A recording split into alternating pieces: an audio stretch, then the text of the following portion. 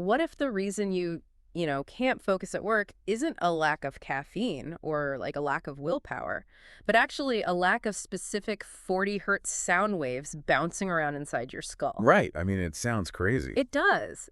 Just imagine for a second trying to hack your brain's performance, not by changing your diet or taking a pill, but by literally changing the acoustic frequencies you pipe into your ears. It really feels a bit like we are stepping into science fiction. The idea that we can selectively dial up our cognitive bandwidth or, push away a bad mood just by listening to a targeted tone. Yeah, exactly. But when we actually dig into the neurological data, we are finding that the human brain is remarkably susceptible to this kind of auditory manipulation. Well, welcome to this deep dive. Today, we have a genuinely fascinating stack of research in front of us. We're looking at a breakdown of a German study exploring how music impacts memory, alongside this massive peer-reviewed review article by researchers out of the University of Bonn. Published in Frontiers in Psychiatry, right?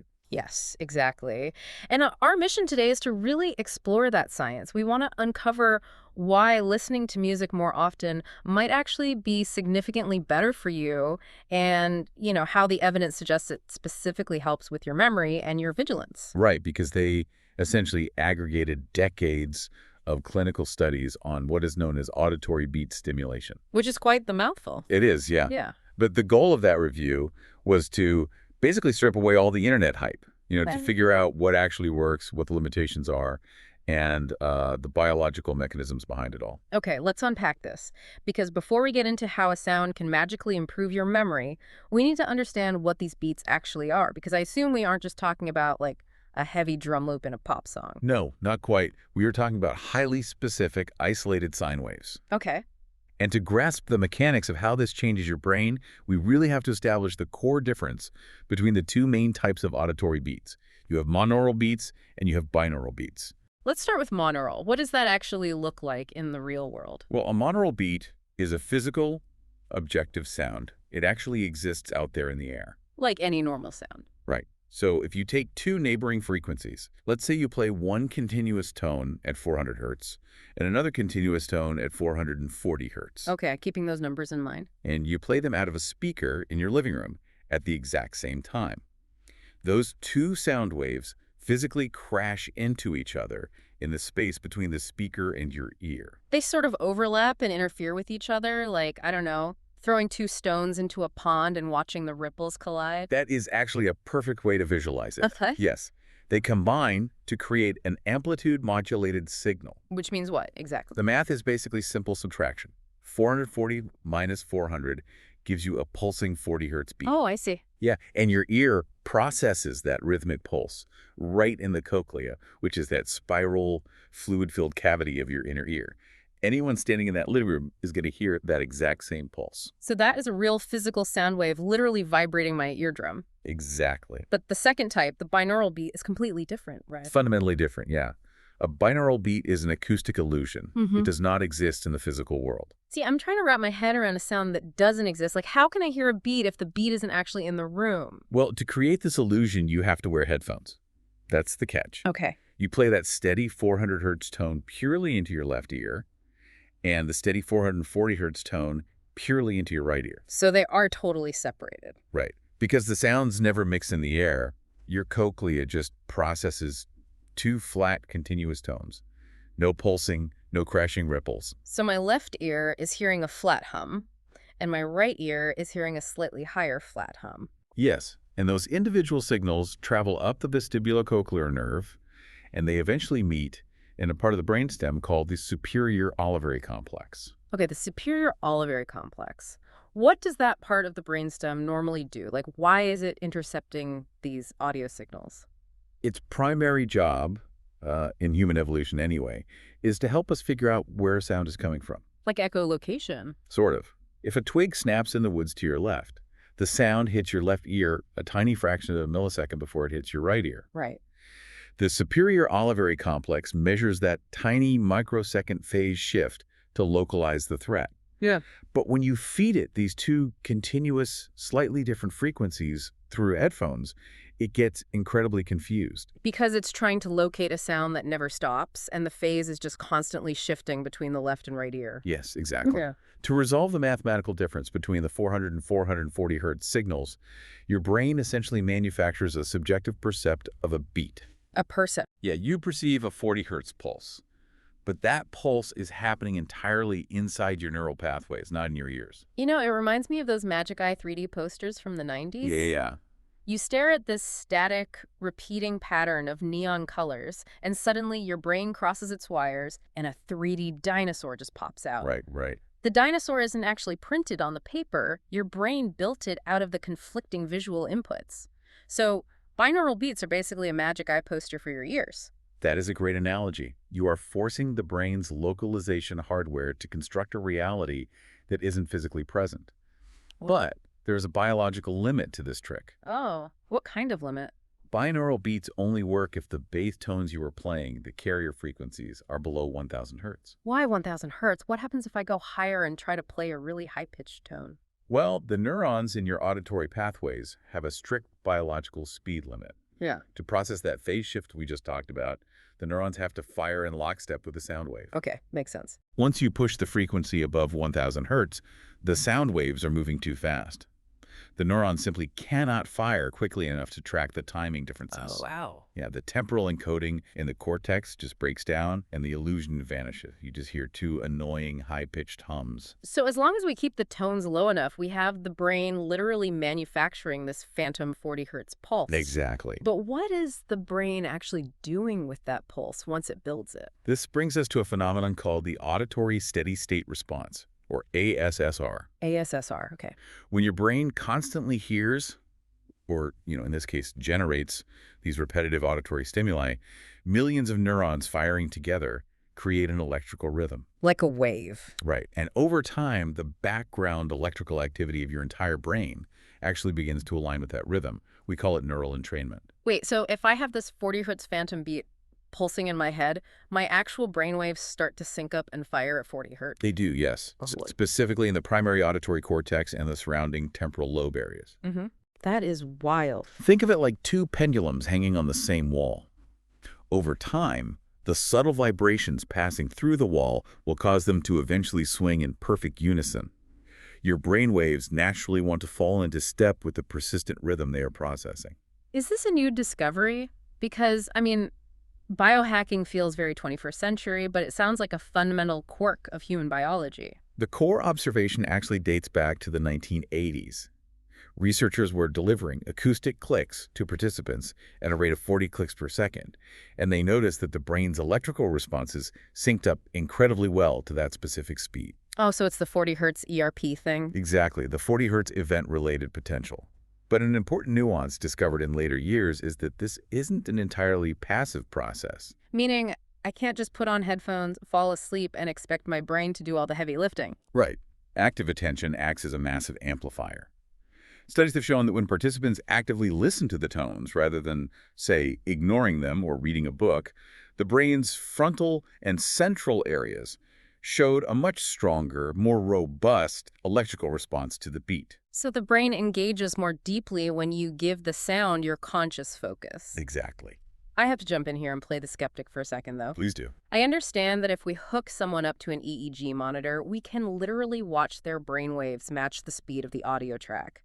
But are we just forcing the brain to vibrate at a certain speed? Does this rhythmic entrainment actually change our tangible cognitive output? That is the million-dollar question. Because just because my brain is humming at 40 hertz doesn't mean I'm suddenly going to write a better novel or ace a math test, right? If we connect this to the bigger picture, the answer is that those brain waves directly dictate our state of consciousness. You aren't just making the brain vibrate for the fun of it, you are pushing it into specific functional states. Okay, tracking with you. And that brings us to the core of why this matters for you, the listener. The clinical evidence strongly suggests that listening to music embedded with these specific audio structures more often genuinely increases your mental bandwidth. Well, here's where it gets really interesting. Because the big payoff everyone wants is better memory and better focus. Absolutely. Let's look at the memory findings from that German study, because they put some real quantifiable numbers behind this. They did. They specifically tested 5 hertz binaural beats. Now, 5 hertz is quite slow, and it puts the brain into the theta wave state. What is the brain normally doing when it's in a theta state, like naturally? Theta waves naturally occur during deep relaxation and light sleep.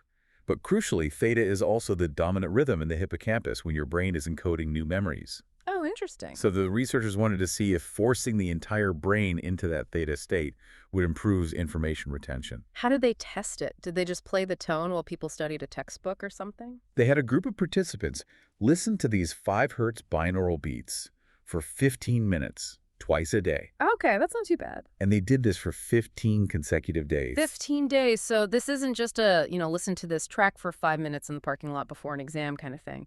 It is a daily, dedicated regimen. It definitely requires dedication, yes. After the 15-day regimen, they gave the participants standard psychological memory tasks. Like the Wechsler memory scale stuff? Exactly.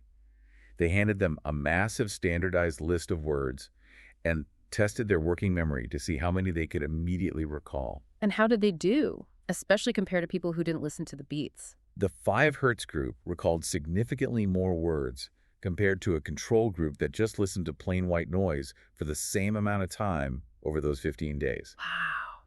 The researchers found a distinct pattern. Longer, more regular listening produced noticeably stronger results. Consistent exposure basically trained the brain's capacity to hold on to data. That is wild. It implies that if you are trying to learn a new language or, memorizing a massive presentation for a board meeting, embedding a 5 hertz binaural beat into your morning playlist is actively priming your hippocampus to store that information. That is exactly the practical everyday application here. But memory is only half the battle. Right. The other major cognitive pillar they evaluated was vigilance. Because you have to be awake enough to actually stand up and deliver the presentation. I always struggle with vigilance. We are talking about the ability to stay focused during long, mind-numbing tasks, right? Sure. Like doing manual data entry for 4 hours or driving on a straight empty highway in the middle of the night.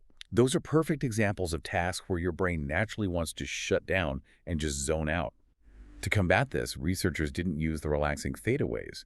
They used binaural beats in the beta range, specifically 16 hertz and 24 hertz. Because beta waves are the ones buzzing around when we were highly alert, right? Like drinking coffee and actively thinking. Exactly. They essentially fed the brain a persistent neural signal that said, hey, stay awake, pay attention. Participants listened to these higher frequency beats for 30 minutes while performing a continuous, monotonous visual task on a computer. Did it actually stave off that dreaded mid-afternoon brain fog? The data showed that reaction times stayed significantly sharper throughout the entire duration of the task compared to a control group. Really? Yeah. They didn't experience the typical drop-off in performance at all. Yeah. But arguably the more fascinating finding was the psychological shift. Wait, it changed their mood, too. I mean, I assume they would just be more awake, but probably more annoyed that they were doing a boring task. You'd think so. The researchers had the participants fill out a matrix of their emotional states before and after the task, checking off boxes for feelings like fatigue, tension, and vigor. Like the POMS scale. Right. The group listening to the beta beats reported a noticeably brighter overall mood. They felt less fatigued, less negative, and surprisingly more vigorous, despite having just completed a really tedious task. So you are telling me I can put on a specific auditory pulse, keep my reaction times razor sharp, and actually feel happier while staring at a massive spreadsheet? Yes. That feels like a cheat code for the modern workday. It really is a powerful, non-invasive tool. But it's not just about staying awake or remembering vocabulary lists. The Frontiers review highlighted that these auditory beats also significantly impact how we creatively solve problems and even how we handle stress. Oh, wow. Though we should probably caution that it's not a simple one-size-fits-all magic trick. Let's dive into the creativity aspect first, because creativity feels so abstract compared to, reaction times. How do you even measure if a sound makes someone more creative? Psychologists often measure it through something called divergent thinking. That is your ability to come up with multiple, unique solutions to a single, unexpected problem. Okay, I think I know this. One of the classic tests is handing someone a brick and asking, how many different ways can you use this? Right. Go in a wall, use it as a paperweight, prop open a door, crush garlic for a really big pasta dish. You get the idea. The researchers found that applying binaural beats in the alpha range, which is 10 Hz, and the gamma range, which is 40 Hz, significantly improved performance on this exact divergent thinking test. People came up with more uses? People came up with more varied and novel uses. But here's the truly fascinating twist. The benefit was directly correlated with the participants' spontaneous eye blink rate. Hold on. Eye blink rate. How often I blink have to do with crushing garlic with a brick? Well, in neurology, spontaneous eye blink rate is a clinically recognized visible marker for dopamine levels in the brain's striatum. I had no idea. It's true. The study revealed that people with lower baseline dopamine levels, the people who naturally blinked less often, actually benefited the most from the alpha beats. So the sound waves are acting like a temporary neurochemical bridge. They are compensating for a lower dopamine baseline to help unlock that flexible, creative thinking. The evidence suggests exactly that kind of neuromodulation. The sound is providing the structural rhythm the brain needs to make those creative leaps. Our brains are just so deeply interlinked, which makes me wonder, if an audio track can tweak our dopamine pathways for creativity, what does it do for our stress levels? Oh, that's a great question. Because I know half the time I put on noise-canceling headphones, it's literally just to drown out the chaos of the world and calm down. For anxiety, the research heavily points to the delta frequency range. This is very, very slow, between 0 and 4 Hz. 0 to 4. Okay. Delta waves are what your brain naturally produces when you are in a state of deep, dreamless sleep. So we're trying to trick the waking, stressed-out brain into a sleep-level calm. Did it actually work? The numbers were pretty staggering, actually. Multiple studies targeted different types of anxiety. One looked at patients sitting in the waiting room right before surgery, which is obviously a highly sterile, high-stress scenario. Oh, absolutely terrifying. Listening to delta range binaural beats resulted in a massive 26.3% drop in their clinical preoperative anxiety scores. Compared to people who didn't listen to anything. The control group actually listened to a placebo audio track, just regular, relaxing sounds without the embedded beats, and they only saw an 11.1% drop. Wow. So the addition of the binaural beats more than doubled the calming effect. Another study found that listening to these beats for 30 minutes daily over 60 days significantly decreased long-term baseline trait anxiety, too. That is a huge difference for someone sitting in a hospital gown, or honestly just dealing with the daily grind. But I do have a question. This raises an important question, yes.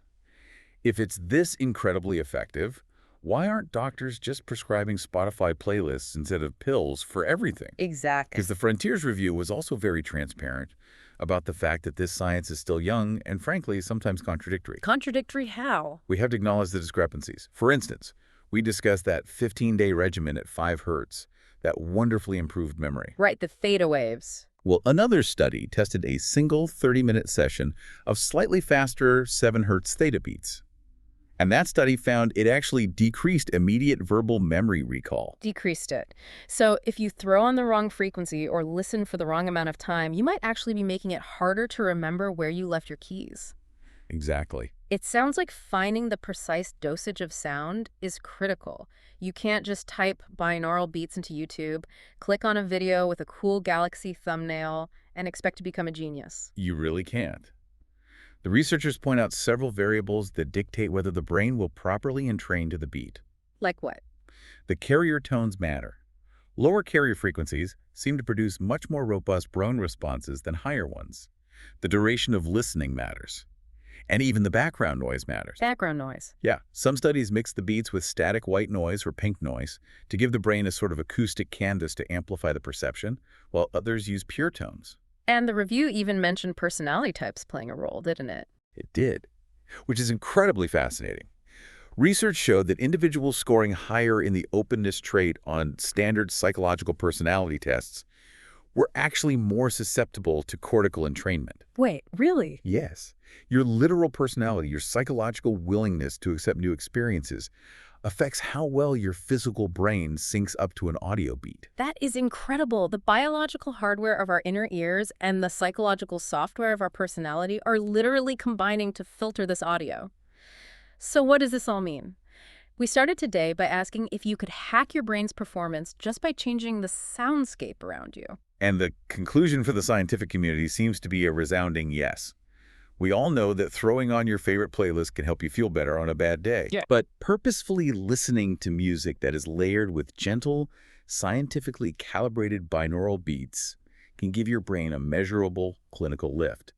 The evidence confirms that listening to music more often is beneficial and specifically highlights its immense potential for helping with memory retention and maintaining vigilance during long, exhausting tasks. It really just comes down to consistency and finding the exact right frequency for the task at hand.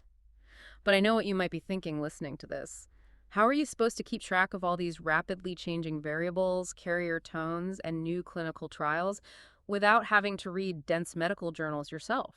Navigating the raw research can definitely be overwhelming for anyone outside the academic field. It's a lot to sort through. Which is exactly why the 𝗟𝗵𝗶𝗃𝗏 Research Digest is the best place to find the latest and most important health studies. Oh, absolutely. They simplify, explain, and also do podcasts, and they always give links to the original study so you can check the science yourself. Make sure you follow them on Facebook. Highly recommend it. And also, you have to check out their neck theater on the 𝗟𝗵𝗶𝗃𝗏 website, which is a wearable immersive sound system that can play music that makes the audience feel like they're at a live concert with 3D, 8D, and binaural beat audio technology. Which is perfect for this. It's basically the exact hardware you'd want to experience everything we just talked about today. It is a truly exciting time for auditory neuroscience.